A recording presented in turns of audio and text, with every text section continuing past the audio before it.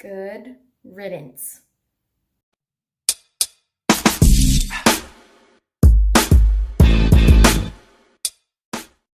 Hey, what's up, guys? Hope you're having a good week. Start to the beginning of your week. Um, so as most of you have probably seen by now, Kevin Tsujihara is out as Warner Brothers CEO. And for whatever reason people have to dislike him, I think it's a good thing. First of all, let's go over why he's out as CEO. If you're not aware, he was involved in a sex scandal that was recently revealed. Some text messages between him and an actress in which he's offering that he'll push auditions and, get her into certain roles in exchange for sex or sexual favors. So I think most people didn't like him to begin with, and probably this just gave them even more reason not to like him.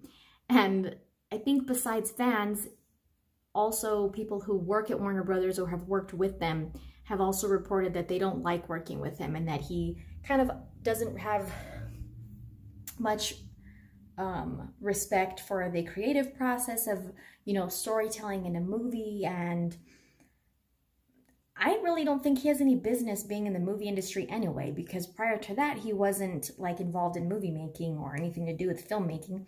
So I don't think he had a reason to be there in the first place. And like I said, it seems like fans are not the only people who don't really like him. So I think overall it's going to be good for Warner Brothers that he not be there anymore. So from what I've seen, I think he's stepping down. Either way, whether he's stepping down, being removed, it's good that he's leaving, in my opinion. And I think a lot of people probably agree. Of course, a lot of DC fans don't like him because of what happened with Justice League and, BVS and all that. So, but it is important that we recognize that there is a bigger issue here and there's a bigger picture with him being removed or stepping down from as CEO, besides the fact that people just don't like what he's done to movies. It's bigger than that, obviously, right? There's a much bigger issue and picture here. So we need to recognize that. But like I said, no, regardless of the reason why he's leaving, I think it's good for Warner Brothers. I think it's going to be good for them. Hopefully they will get someone in place who has more respect for filmmaking and storytelling and kind of letting directors tell their story that they have, letting them bring their vision to life.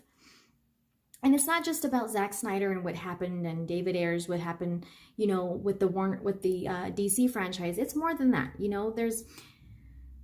If people are movie fanatic, people who really love movies and enjoy, storytelling in a movie and allowing the studio or the director or whoever to kind of take risk and not just try to please critics or just try to get a good, rating or score or whatever. Of course, they're always going to care about that. Of course, that's not going to go away. But I hope they do get someone in place who is more, pleasurable for people to work with and to make movies with, and to kind of trust their directors that they choose to put in place. You know what I mean? And, don't sell us on one movie in marketing and then give us another movie in theaters. And, don't do that to your fans who, if it weren't for the fans, you wouldn't be making the money that you have and stuff like that, which hopefully now that he's not Warner Brothers CEO anymore, not going to be, hopefully he'll never be put in a position of power like that again. And, so that way he can't just try to abuse his power in the way that he obviously did in this instance.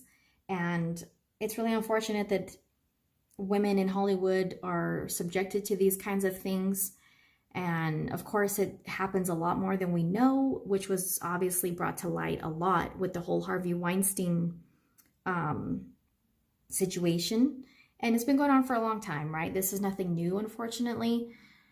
Hopefully, the more that it's brought to light, the less it will happen. I mean, I know things like these are always going to happen, and it's really sad and unfortunate. But, I wouldn't be surprised if it was multiple actresses that he, you know, tried to do these kinds of things with. And I mean, I don't know, but I wouldn't be surprised, because for every rat you see, there's 50 you don't. So it's really unfortunate that he was abusing his power in that way. And, you know, like I said, hopefully they'll get someone in place who not only has respect for the filmmaking process and for their directors, but also for the fact that you just don't do stuff like that. You know, hopefully they'll put someone in place who is not going to be involved in scandals like this and trying to take advantage of the women that they're working with and women that are trying to, you know, be in films and be in movies and do what they want to do, you know, and they don't have to be put in situations like this. And so hopefully the next person who becomes CEO of Warner Brothers will just be a better person overall, who actually has maybe a passion for this industry and is not going to try to take advantage of people in that way. And so overall, I think it's going to be good for them. And I just wanted to share my thoughts on this whole situation. I think a lot of us and a lot of people probably at Warner Brothers and involved in movie making are happy that he's going to be gone. And hopefully, like I said, not put in any kind of position in power again after this. So just wanted to share my thoughts on that. Hope you guys are having a good week. If you haven't checked out my review for Captain Marvel yet, head over to the channel, check that one out so you can hear my thoughts on that movie. And thanks guys again for watching. We'll see you next time. And I will be watching Shazam early. I'll be watching it this Friday. No, the 23rd? Yeah, this Friday. I'll be watching it early, and so hopefully I'll be able to get a review up during the weekend. So just be on the lookout for that. But thanks guys again for watching, and we'll see you next time.